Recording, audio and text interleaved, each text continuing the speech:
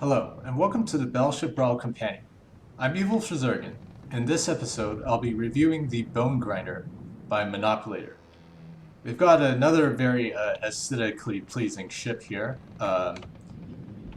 Most noticeably this skull face in the front with this rotating sharp-toothed jaw assembly here. Very cool.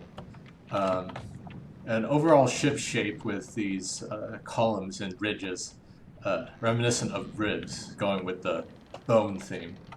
And while it's not the most heavily painted ship, what paint it does have is pretty effective at conveying this kind of nightmare post-apocalyptic look, as well as these red eyes here. Let's fire the engines up. So, stability on this ship is a bit weird. As you can see, even undamaged is listing to one side a bit. Other than that, the front is not particularly streamlined, so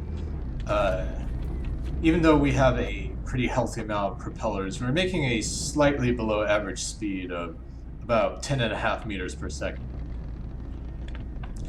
Although, it looks like it is actually more stable when moving, figure that. Let's make a turn. Yaw rate is about just under 6 degrees per second. It's a bit hard to tell due to all the twitching.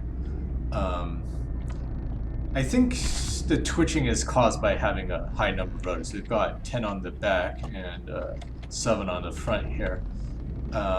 And what I believe is happening is, since rudder force is reduced when the ship has significant side velocity, when the ship has low side velocity, the rudders are exerting a huge amount of force. But in the next frame, the ship is having a high side velocity, so the rudder force gets cut to nearly nothing.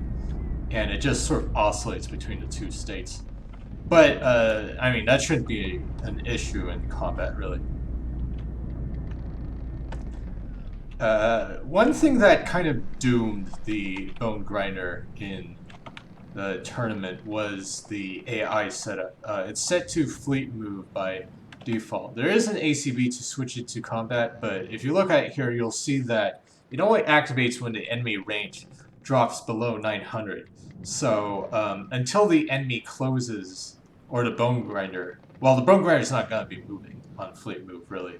So until the enemy closes the range by 600 meters from the starting range, the Bone Grinder is just going to be sitting there and getting pummeled, as we've seen in the tournament.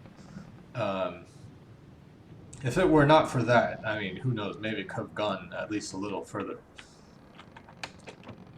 But enough about movement, let's talk about protection. This is a decently well-armored ship. The bow is quite a distance away from anything critical.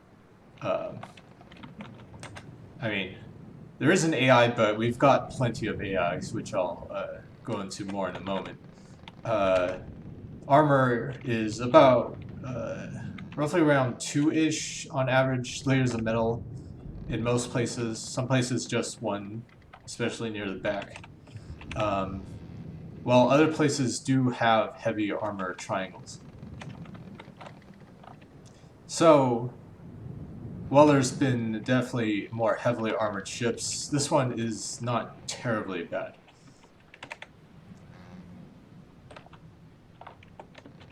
Let's see. Now let's talk about the AI. Let me go over to one of them here. Always keep pressing Shift P instead of P. Let's find an AI, hopefully quickly. Alright, so here's an AI. You'll notice that the AI just has a transmitter attached to it and no cards. You might be wondering why this is. Well, if we go down to the center here, we see that there's a wireless receiver with the cards attached to it, but no AI. And there's a very good reason for this. If you have multiple AIs on the same channel, And a card setup like this, if one AI goes down, another AI will take control of the cards and all the other things connected to the AI. The way it works is that the AI signal flows from the AI outwards. So you don't need the signal to travel from the cards to anything else. You just need the signal from the AI mainframe to travel to the cards. This can be helpful if you don't want to be duplicating your cards all the time, which is another valid way of getting redundancy. Um,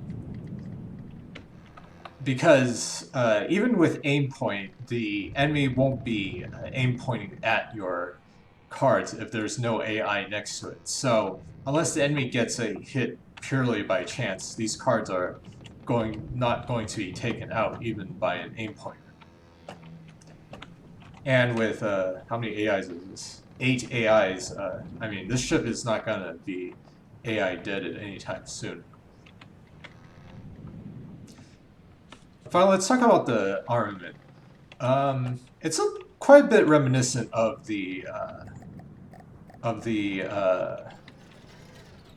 Unknown Delta, which we saw a few episodes ago.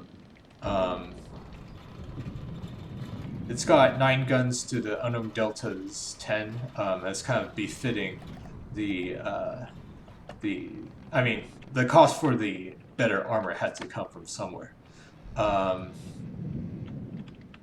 The guns are somewhat over-provisioned, I'd say. Some are more over-provisioned than others. I mean, this one has just a ridiculous number of boxes.